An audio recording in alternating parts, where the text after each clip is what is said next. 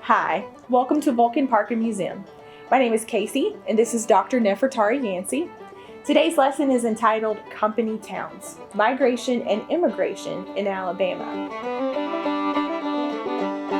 In this lesson, you will learn why migration and immigration were necessary to fill jobs in Birmingham's mines and factories, and how new migration and immigration continue to change the city and state for the better. Here at Vulcan, looking down into the city, you can actually see many places that were once company towns. Nefertari, can you tell us what is a company town? A company town is a town that was built by companies for their workers. These towns included houses, doctors' offices, and commissaries, which are general stores. Some of these towns even included churches and schools. So where in Birmingham could you actually find a company town? Company towns were once all over Birmingham. Some served iron ore or coal mining companies. Others served foundries. There's one at Sloss Furnaces known as Sloss Quarters. There's a town at American Cast Iron and Pipe Company known as Acipico. There's one at the Republic Iron and Steel Plant known as the Thomas Community. Inslee was built by Tennessee Coal and Iron. The entire town of Fairfield was built by U.S. Steel. Some of the first company towns started in this area before Birmingham was founded. Some of the first workers were former enslaved people who had been emancipated, or the descendants of this group of people. They worked on the south side of Red Mountain, where iron ore was near the surface and could be easily extracted. They lived in very rough mining camps in houses very similar to the housing for enslaved families on Alabama plantations. Eventually, they mined all the ore that they could find on the south side of the mountain and had to move over to the north side of the mountain. Can you tell us how mining changed once they moved? Life improved for miners on the north side of Red Mountain. They had better homes, more amenities when compared to life on the south side of the mountain. Tennessee Coal and Iron set up medical services for employees. There was a commissary for shopping. Managers got their own tract of land in a section known as Supervisor's Row. Although life improved on the north side of the mountain, there were segregated schools for the children of workers. Company towns were segregated in where people lived, their churches, schools, even company baseball teams. You mentioned a commissary. What is that? A commissary is a company-owned store. Vulcan Park and Museum has its own model of a company store. Sometimes workers were paid not in US dollars, but in scrip, also known as clacker. Scrip is like a token that can only be spent at the company store. Winning the right to be paid in US dollars was a major step toward independence for workers. Why were there company towns? Because people needed a place to live. People from all over Alabama and the world came to Birmingham to work in steel mills. Company towns made life predictable and stable. Here we are at High Ore Trail in Birmingham, and we are actually very near three company towns, Ishkuda, Winona, and Muskota. Company towns were very important to industry and the history of Birmingham. When the three ingredients to make iron were first discovered, iron ore, limestone, and coal, word got out pretty quickly, and many entrepreneurs or business people decided they wanted to move to this new town to build factories and mines and make lots and lots of money. Very quickly, they built those factories. They started digging in the ground and making those mines. So all of a sudden, there were so many jobs that we could not even fill them with local people. And we put the word out all across the country and all across the world even for people to move here and start working with us in the iron industry. Our advertisement worked, and all of a sudden, we had hundreds and thousands of people moving to the Birmingham area from all over the country and all over the world. And we needed to provide places for those people to live, right? To provide extra incentive for these workers to come to Birmingham and work for these different companies. Companies started building houses or company towns. Some of these workers, of course, had families, so they not only needed a place to work and a place to live, but their children needed schools, right? We are transitioning from a more farm-like or agrarian society where people are living on farms and growing their own food to a more industrial society. So this is where we actually get our first grocery stores. Many of these grocery stores were associated with the company town, and they were called commissaries or company stores. These commissaries were kind of like a modern day Walmart because you got everything there. Not only did you buy your food and your clothing or material to make clothing, but it's also served as the post office, served as the bank. Also, in many of these company towns, not only would they have grocery stores and schools, but they would build their own medical centers or doctor's offices called infirmaries. So where we are right now, the area is known as Ishkuda, one of those company towns. And this company town was created and owned by Tennessee Coal and Iron, or TCI. We're standing on what used to be the railroad bed.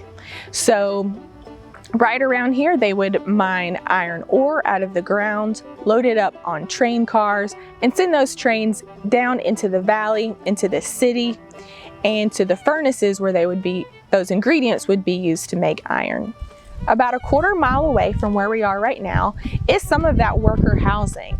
If you'll notice that those houses are kind of in a pyramid shape because they have that chimney in the very middle. The chimney was in the middle because actually two families would live in these houses together, and the fireplace would have an opening on either end for both families to use one fireplace.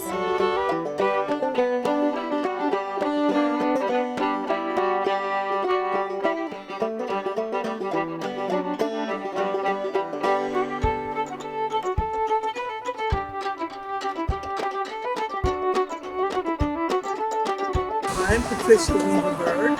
We're in a zip code. And I'm Thomas Weaver. Go ahead. So, I grew up in this area. My dad worked at the shop here 40 years. Was never late. That's what I love. He was never late. He was an inspector. When he started out on the foundry line.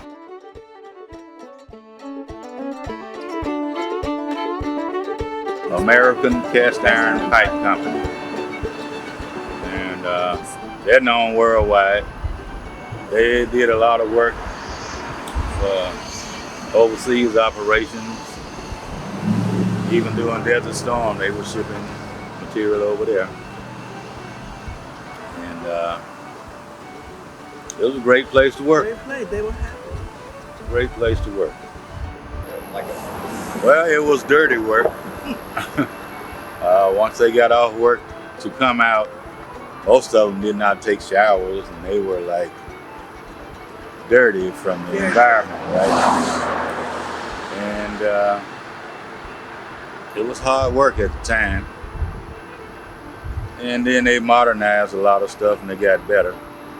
But you could, down there where we were in Ellsbury, you could stand out and just feel the sediment coming from the pipe shop.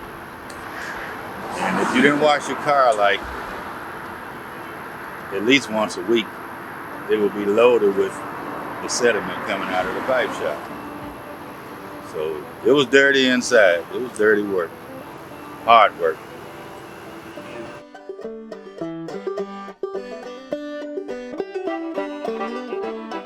Yeah. My dad was a special man. Like I said, never late for work. He was always polite to most people. Most people loved him. Never missed a day. Never missed a day.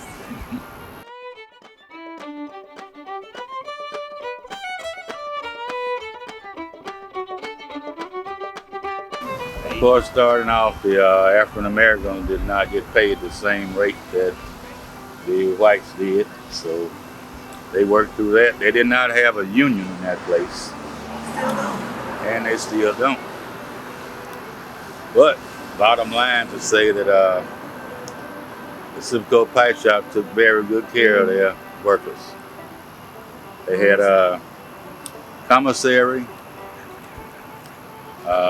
They had a infirmary. Yeah. It's like the military. Our own commissary, Yep. medical facility. And as kids, we went there and dental work, any eyes, what, Minor. everything. They just really took care of their employees. Yeah, and my dad did play on the team. Brother And played the on- park was 3 blocks down. And they had a park on the premises at the pipe shop. So they were separate. They had a black ball team and they had a white ball team. They had a male chorus, a black one and a white one. Once a year they got together to sing. I guess in the end they combined everything. So But they got along pretty good.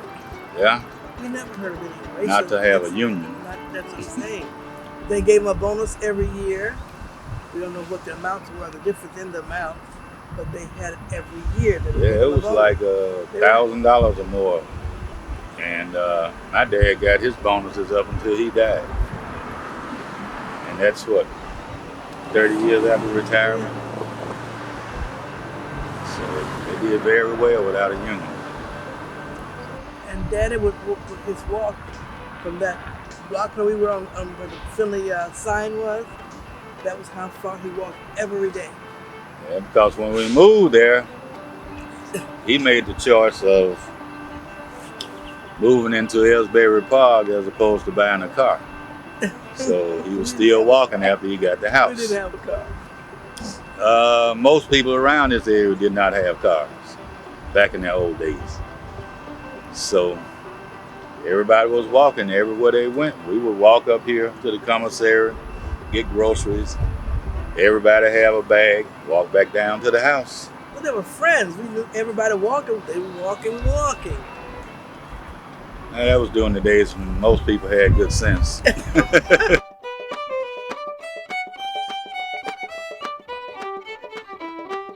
But anyway, you had a melting pot of Oh, different professions.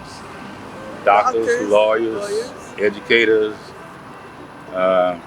just mechanics. conglomeration,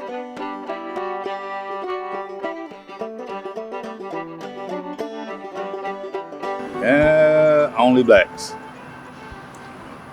We didn't have much dealing with the other side. except It at the was grocery store. self-contained, basically. And it was a beautiful neighborhood. Really I true. enjoyed it. Remember Henry's Food Store, A&P on the corner. Yeah. But we were friends, very close to them. Like, we didn't have any money that day to unbook and get to pay them later. First line of We credit. trusted. Yeah.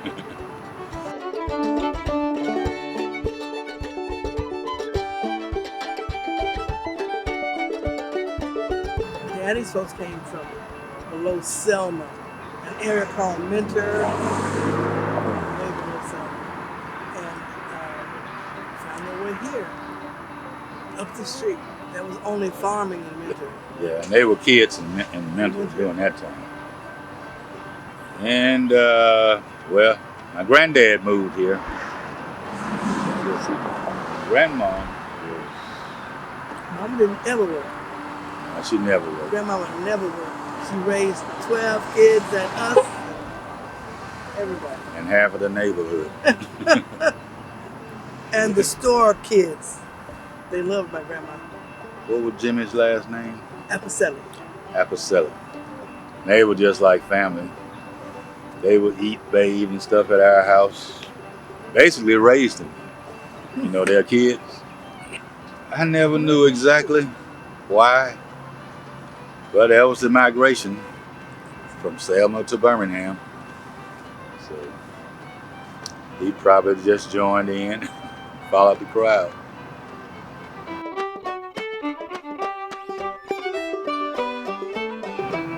He worked at U.S. Pipe Shop. That was in North Birmingham area. It also has a shopping center, well, shopping area. and we used to call it the Avenue.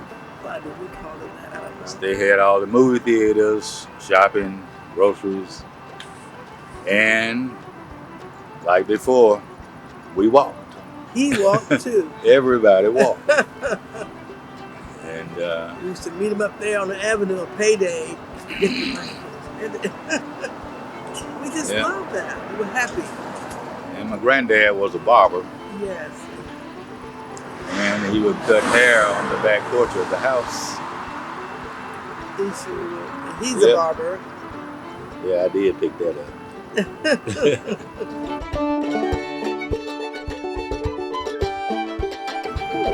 Well, we all retired now. Yes, thankfully. I had many jobs, as my dad did. I've been a mechanic, welder, sheet metal mechanic, jet engine mechanic, just an array of things. I was even a milkman at one time. I used to deliver milk door to door around here. And now I retired from University of Alabama in Birmingham. And that was my last real job. Now, how did it start out? When I left Alabama, I just taught school wherever we landed long enough. My last official job was 2006 as a social worker for the Department of Human Resources. But I didn't work most of the time because we weren't there long enough to get other people work. Yeah. I did work. I worked for a bank once, short time, and it was time to go. But I enjoyed every minute of it. Most of our family members lived in this area. Mm-hmm.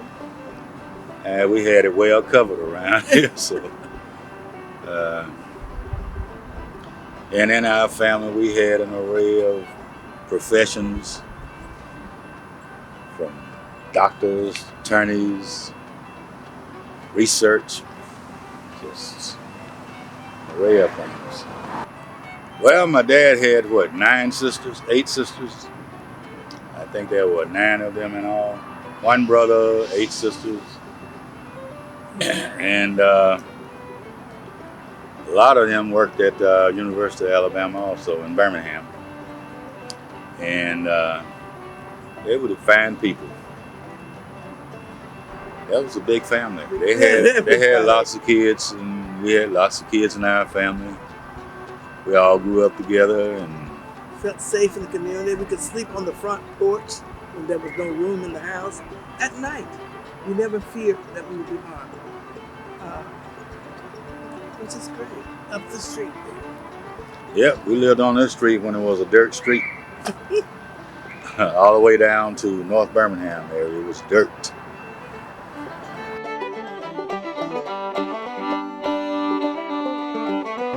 My mother's mother went to Chicago to make a living there.